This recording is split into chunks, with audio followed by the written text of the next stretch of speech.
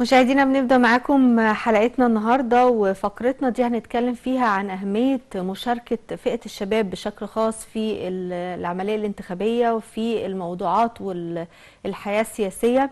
وطبعا عشان ده يكون موجود وفعال بين الشباب، أكيد لازم يكون عندهم أصلا روح الانتماء للوطن. لازم ننمي فيهم انتمائهم لوطنهم وحبهم لوطنهم، وده طبعا بيكون من عدة أدوار. طبعا بنبتدي بدور الأسرة، هي نواة المجتمع وهي اللي بتبدأ انها تغرس ده في الاولاد. وكمان بيبقى في دور لمؤسسات اخرى، اهمها طبعا مؤسسه او المدرسه. المدارس والجامعات بيبقى ليهم دور جدا في الموضوع ده. هنناقش الموضوع ده النهارده مع دكتور شادي عابد، دكتوراه تكنولوجيا التعليم. اهلا بيك، صباح الخير عليك. اهلا وسهلا، صباح الخير. اهلا بحضرتك. اهلا وسهلا. خلينا الاول نتكلم عن الانتماء للوطن واهميته أو اهميه غرسه في الشباب بشكل عام. طيب، احنا لو اتكلمنا عن الانتماء، يعني ايه الانتماء؟ الانتماء هي الزياده. يعني ايه الزياده؟ يعني انا لما اقول انا بنتمي الى فلان، معنى الكلام ده اللي انا بزيد في القدر والمكانه بارتباطي بهذا الفلان. تمام. لما اقول انا برتبط بالمدرسه الفلانيه، معناها ان انا بزيد في القدر والمكانه لما بنتمي لهذا المكان. لما اقول انا بنتمي لوطني، معنى الكلام ده اللي انا بزيد وبرتقي وبترتفع مكانتي بارتباطي بهذا الوطن. اذا احنا بنشرح كلمه الانتماء، بنسمعها كتير. ولادنا في المدارس وفي الجامعات، الانتماء الانتماء الانتماء. كل ما تنتمي الى وطنك، معنى كده ان بيزيد قدرك ومكانتك بارتباطك بالوطن ده. يعني ايه ارتبط بالوطن؟ ارتبط بمشاكل الوطن، ارتبط باحلام الوطن، ارتبط بكل القضايا المرتبطه وبتهدد امن وسلامه الوطن بتاعنا. تمام. هو ده الانتماء. تمام. المفروض ده بيبقى دور الأسرة بقى، صح؟ الاسره إن هي والمدرسه. تنميه، والمدرسة. والمدرسه. المدرسه لها دور كبير جدا، ووزاره التربيه والتعليم لها دور كبير جدا. بدايه من اختيار المعلم، بداية من اختيار المعلم حتى نصل إلى التقييم أو الامتحان. كل ده بيقوي المواطنة وحب الوطن تجاه الطلاب. تمام. لما أنا بختار معلم متمكن من مادته، متمرس قوي، إذا المعلم دوت هيقبل الحوار. يعني بداية كده وزارة التربية والتعليم لما بتختار معلم متمكن من مادته، معنى كده ان هو هيقبل الحوار، مش هيكون متسلط. مش هيكون متسلط. اذا انا بعود الولد عن طريق استراتيجيات التربية والتعليم على الرأي والرأي الآخر، على الاحترام، على تبادل الآراء، على الديمقراطية. لما يطلع المدرس ويطلب من الولاد أي عصف ذهني، هو طالب منهم الإبداع والابتكار. هو طالب منهم الإبداع والابتكار. فالمدرسة هي اللبنة الأولى علشان تزود الوطنية والديمقراطية وغرز الوطنية عند الطلاب. تمام. حتى بالنهاية خالص، حتى الامتحان. يعني الامتحان بيغرز الوطنية والديمقراطية عند الأولاد طبعا. لما أعمل لهم امتحان يناسب مستواهم، أنا هنا بدي رسالة للطالب بتاعي إن في عدل، إن في مبدأ العدالة. تمام. فأنا كل الاستراتيجيات، كل العوامل اللي بتدار بيها المدرسة هي بتزود الوطن، بتزود الوطنية، المواطنة تجاه طلابنا، اللي احنا بنقول عليها كده دايما الطالب الواعي هو مواطن واعي. تمام. الطالب الواعي اللي احنا من صغره خالص بنعوده في المرحله الابتدائيه والاعداديه والثانويه وبعد كده المرحله الكليه بتاعه الكليه، ان هو يناقش، ان هو يفكر، ان هو يحاول يجيب حلول لمشاكل المجتمع ويعمل ابحاث علشان مشاكل المجتمع. الطالب بتاعي ده هو بعد كده هيبقى المواطن الواعي اللي هيبقى فعلا يحل مشاكل المجتمع. تمام. نيجي بقى نتكلم عن فئة الشباب بشكل خاص وأهمية مشاركتهم في العملية الانتخابية، وإن هم يبقوا يعني ليهم قرارات وليهم صوت، ويبقوا فاهمين يعني إيه عملية انتخابية. أنا بشجع جدا ولادنا الشباب على المشاركة في الانتخابات والحياة الانتخابية والمشاركة فيها. ليه؟ ليه؟ لأن أنا لو أنا قلت لابني أو بنتي الشباب شارك في العملية الانتخابية، أنا كده بقول له إيه؟ بقول له اعرف، بديله معرفة. معنى اللي أنا أقول له شارك، معنى الكلام ده إن هو هيبحث عن المرشحين. تمام.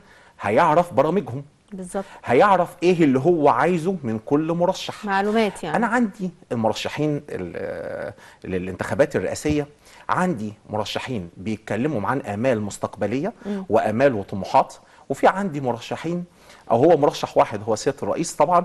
هو بيتكلم عن فتره سابقه قضاها وفقره قادمه. طب انا عايز ايه من المرشح بتاعي؟ هل انا عايز مرشح للقضايا المحليه، يعني قضايا زي التعليم، زي الصحه، زي التوظيف والبطاله، ولا في مرشح عاطيني بعض الافكار في البرنامج الانتخابي بتاعه عدى مرحله مصر شويه وراح بعض كيلومترات على ليبيا، على السعوديه؟ ما هي مصر دوله كبيره جدا. مصر دوله كبيره، دوله عظيمه، دوله مؤثره. هل المرشح بتاعي اتكلم عن فكره عن القضايا المصيريه لمصر مع امريكا، مع الصين، مع الدول؟ احنا الحرب الروسيه الكرواتيه مصر اتاثرت بيها. إذا أنا محتاج رجل دولة عشان يقود مصر 2024 ل 2030. تمام. طيب في طلبة وفي شباب كتير جدا بيقول خلاص احنا بنسبة كبيرة عارفين إن المرشح الرئاسي هو معروف.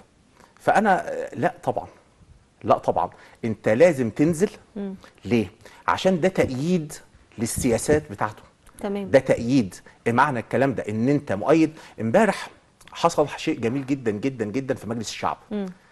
والمعارضة المصرية ونواب المعارضة المصرية والأحزاب المعارضة قامت بدور أكثر من رائع في تأييد قرارات السيد الرئيس فيما يتعلق بالقضية الفلسطينية. تمام. حتى المعارضة كلنا صف واحد، كلنا مؤيدين لقرارات السيد الرئيس، كلنا مؤيدين لجميع الأمور والقرارات اللي بيتخذها. لازم كلنا نقف وراه ونقول إن احنا مؤيدين لهذا القرار ومؤيدين لكل القرارات اللي هدفها كله أمن وسلامة مصر. تمام.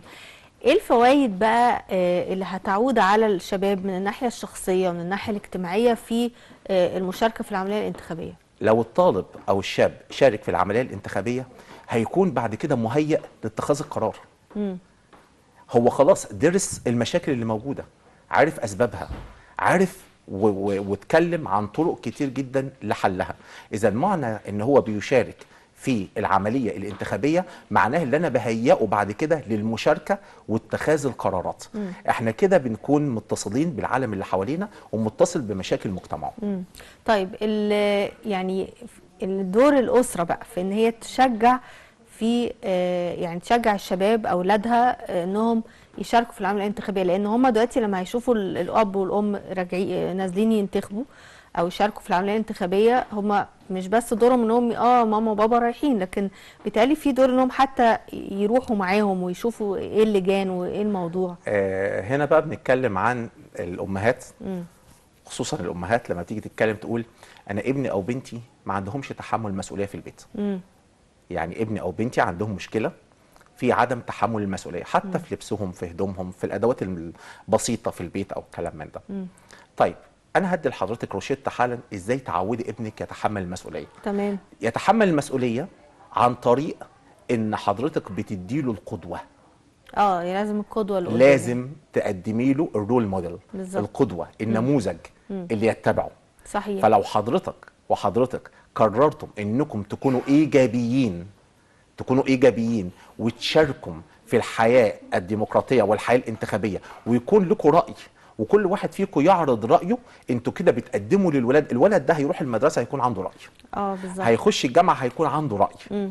خلاص هيبقى بقى يعني عنده زي ما بنقول كده الفكر الابداعي والفكر الناقد اللي هيبدا بقى يعبر فيها عن نفسه ويحقق فيها ذاته ويعبر بيها عن امنياته اللي يعبر بيها للمستقبل باذن الله. بالظبط. انا اعتقد كمان مش بس الشباب، يعني بالتالي في اهميه حتى للاولاد اللي في ابتدائي او اعدادي انهم يروحوا اللجان الانتخابيه مع الاسره. ده لازم ويشوفوا ده عملي، يعني ده عرس وفرحه. بالظبط. ده عرس وفرحه. والابن لما يلاقي ابوه، لما يلاقي والده وبيناقش صاحبه وبيتقبل رايه، اذا الابن ده في المدرسه برضه مع زمايله هيتقبل اراء الاخرين.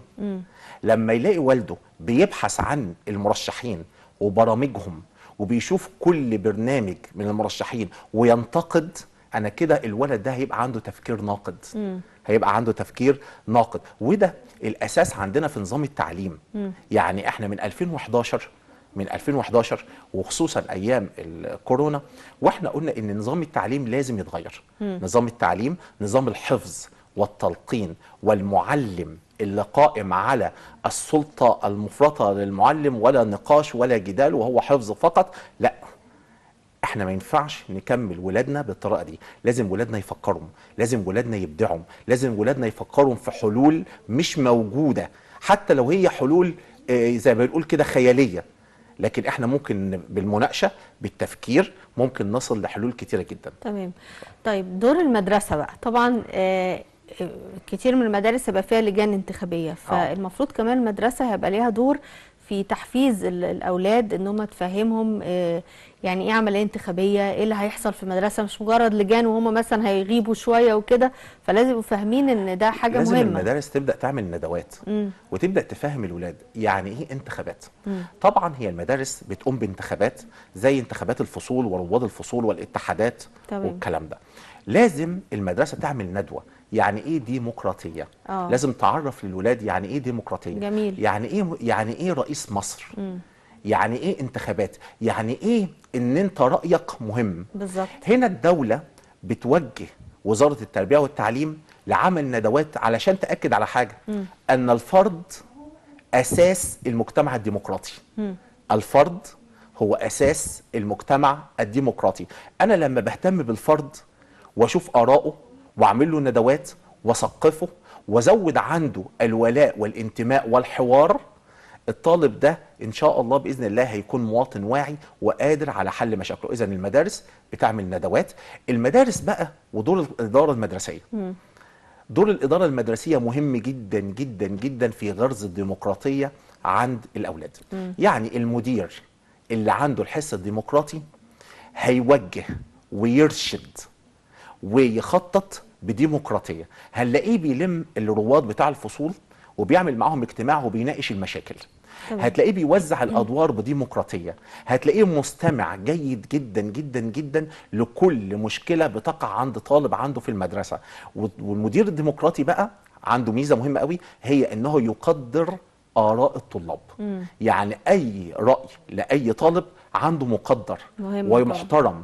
فده دور مدرسة مهم جدا جدا جدا علشان غرز قيم المواطنة والوطنية تجاه ولادنا الطلاب. تمام. ايه بقى يا دكتور التحديات او الصعوبات اللي ممكن تكون قدام فئة الشباب بشكل خاص في العملية الانتخابية؟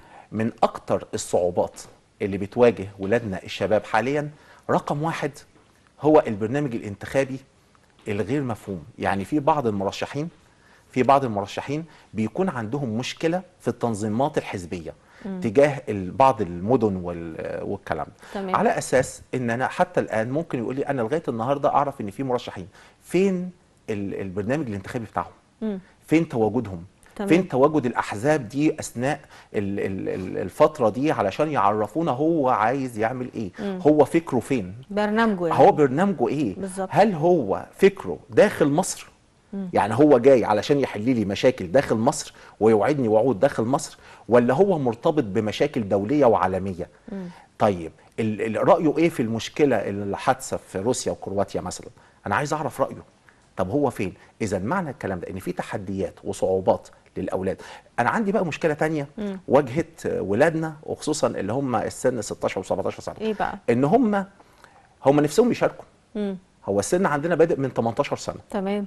هم بقى عندهم حماس شديد جدا للمشاركه من سن 16 سنه.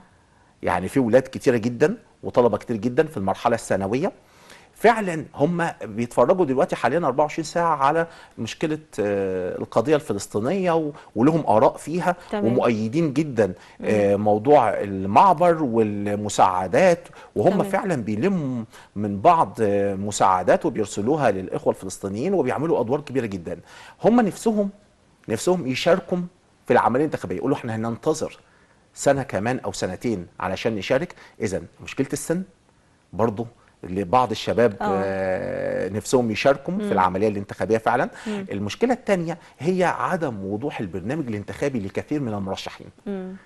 يعني البرنامج الانتخابي بتاعي لازم يكون شامل لكل حاجه. تمام. انت راجل هتبقى رئيس جمهوريه مصر العربيه، معنى الكلام ده ان السياسات بتاعتك هل هي هتبقى سياسات داخليه فقط، ولا انت بس حدودك هي دوله عربيه يمين ودوله عربيه شمال فقط لا غير، ولا العالم كله؟ لا، لازم تعرفني انت هتتعامل ازاي مع المخططات والظروف المحيطه بجمهوريه مصر العربيه، علشان اقدر بعد كده اختار اذا كنت هتقدر تشيل المسؤوليه دي، ولا هتبقى الدنيا مش هتبقى تمام. مظبوطه يعني. هل في تحديات مستقبليه بعد كده برضو ممكن تواجه الشباب؟ الشباب بتاعنا عنده مشكله كبيره جدا خلال الفتره القادمه. هي ايه؟ هو ان اللي بيحيط بينا حاليا مجموعه كبيره جدا من التوترات. مجموعه كبيره جدا من التوترات. محتاجين ايه؟ محتاجين صبر وعمل دؤوب. اذا انا بقول للشباب محتاجين فعلا صبر وعمل دؤوب. امبارح في طلبه كتير جدا وشباب كتير جدا بيقولوا احنا مؤيدين لقرارات السيد الرئيس حتى لو تعرضنا لصعوبات في الحياه. يعني احنا الحمد لله من 2011 حتى الان احنا عايشين في استقرار وامن وامان. تمام. السلع الغذائيه متوفره، الحياه فيها كتير جدا جدا جدا من التقدم، مشروعات قوميه كل يوم بتتبنى. تمام. عمارات وبيوت ومجتمعات سكنيه كبيره بيتم انشائها يوميا، في تقدم كبير جدا في كثير من المجالات. صحيح. مجالات الصحه، مجالات التعليم، مجالات خدمه المواطن، في تقدم كبير جدا. اللي جاي بقى او الخطوات المستقبليه هي الاخطار اللي بتحاك على مصر من دول معاديه لينا. فهم كلهم على قلب رجل واحد، عندهم مبدا الصبر، العمل الدؤوب. يعني لا مجال للتغيير. صبر، عمل دؤوب. هنكمل المسيرة اللي بدأت من 2011 حتى 2030 بإذن الله إن شاء الله، وبإذن الله إن شاء الله مصر الأمام وشبابنا يكونوا في المقدمة بإذن الله. تمام. خلينا برضو نتكلم يا دكتور عن دور الجامعات، يعني زي ما في دور للمدارس في تحفيز الطلاب وتشجيعهم على العملية الانتخابية، أو حتى لو هم سنهم صغير هم بس بيفهموهم يعني إيه عملية انتخابية، يعني إيه دورهم مهم، يعني إيه كل لهم رأي. في الجامعة هيكون لهم فعلا رأي لأنهم يعني في السن اللي ممكن يدلوا فيه بأصواتهم. بالظبط. فإيه دور الجامعات؟ هل بس تقتصر على الندوات ولا في أدوار أخرى؟ لا، ده هو في وكيل، ويعني كل جامعة فيها وكيل مختص بالآراء السياسية وبالمناقشات والمناظرات. ودي أساسا أول غرز للديمقراطية بينهم وبين الولاد. فدايما القضايا وقضايا المجتمع، إذا كانت قضايا تلوث، إذا كانت قضايا تعليم، إذا كانت قضايا صحة، دي كلها أسر بتحاك في الجامعات عشان تقدم حلول وأبحاث. وإحنا الحمد لله الجامعات بتاعتنا حاليا وصلت إلى مرحلة كبيرة جدا من التقدم، وفي أبحاث كبيرة جدا على بنك المعرفة المصري، أبحاث عاملها طلاب عندنا في سنة أولى وطلبة في سنة تانية وطلبة في سنة تالتة، بيقدموا حلول لكثير جدا جدا من المشاكل. دور الجامعة دور مهم جدا جدا جدا، تمام، ولا يمكن إغفاله طبعا. يعني كده في عندنا أكتر من دور، دور المدرسة، دور الجامعة، وطبعا زي ما قلنا دور الأسرة اللي هو البداية. وأهم حاجة هي الانتماء. لأن أنا لو انتميت لوطني فأنا كده زدت. طب أنا لو أنا قررت اللي أنا أتجاهل أو اللي أنا أفضل حاجة عن حاجة، يعني أفضل مصلحتي الشخصية عن مصلحة الوطن، هو أنا كده ما زدتش. بالظبط. أنا كده قليت، وكده أنا حرمت نفسي من زيادة في المكانة وارتفاع في القدر. الانتماء هو زيادة في القدر. فأنا لما انتمي لوطني فأنا كده زدت في المكانة. بالظبط. أنا كده زاد قدري. طب الانتماء ده محتاج برضو أدوار كتير، يعني احنا قلنا برضو كل دور بيبدأ من الأسرة. ازاي الأسرة تعزز الانتماء أو يعني تنميه في الأولاد؟ لأن احنا في الزمن ده برضو بقى الأولاد بيتعرضوا لتشتت كتير وآراء كتير. في حاجة حصلت في أسرتنا حتى الصغيرة لما تم افتتاح بعض المشروعات القومية. وفي حصل حاجات زي المتحف المصري. الولاد قعدوا هم كانوا بيقروا في الكتاب، يعني بيقروا المتحف ونقل الموميات والكلام ده شافوه في التلفزيون وقروه في الكتاب. لكن زيارتهم للمتحف ووقوفهم، لا، لو حد بيضحك عليهم ويقول لهم ان احنا حضارتنا صخور، لا، احنا مش حضارتنا صخور، ده احنا قصص، ده احنا تاريخ. الولاد وقفوا والبنات وقفوا قدام المتحف يشوفوا الكلام اللي مكتوب. معقولة احنا اخترعنا ده؟ معقولة المصريين القدماء عملوا ده؟ عملوا لما احنا احترمنا اثرنا، لما احترمنا تاريخنا، العالم كله احترمه. فاحنا كأسرة ناخد ولادنا للمشروعات القومية دي يشوفوها. ولادنا لازم يشوفوا الحاجات القومية دي، لازم يشوفوا المتحف، لازم لو في الأقصر وأسوان ويشوفوا تحويل النهر، ويشوفوا التاريخ بتاعنا، جمال عبد الناصر والرؤساء العظماء اللي فعلا خدموا مصر. طب احنا يبقى لنا دور اننا مش اكتفي بس ان هم ياخدوا المعلومه بتاعتهم من التلفزيون او من الكتاب، لا انا كمان اقوم برحلات للمشروعات القوميه دي ويشوفوها بعينهم، ويناقشوا المهندسين والعمال والمديرين اللي قائمين على ده هيكون له دور اثر كبير جدا بشكل في غرز عملي، الوطنيه. يعني طبعا عمليا افضل من النظري بيبقوا والكلام. مبهورين. بالظبط. بيبقوا فعلا مبهورين بالحضاره الجديده. بالظبط. طب نصيحه كده قبل ما نختم كده في الفتره اللي جايه يعني توجهها للشباب. انتمائك لوطنك، انتمائك لمصر. مصر بلد عظيمة جدا. مصر هي انتم، مصر هي الشباب. مصر فاتحة دراعتها بحياة كريمة لكل المصريين، لكل الشباب، لكل الطلاب. انتج، خلي عندك صبر، خلي عندك عمل دؤوب، وان شاء الله بإذن الله مصر إلى الأفضل، مصر إلى الأمام. مصر هي أعظم دول العالم، وبالتوفيق ليكم جميعا، وشكرا جزيلا. تمام، بشكرك جدا يا دكتور شادي ونورتنا. وبشكر مرة تاني دكتور شادي عابد، دكتوراه تكنولوجيا التعليم. اتكلمنا عن تحفيز ودعم الشباب والطلاب للمشاركة في العملية الانتخابية. يا رب تكونوا استفدتم معانا. بعد الفاصل هنروح لفقرة جديدة عن نضارة البشرة في فصل الشتاء مع زميلتي هبة حمزة. خليكم معانا.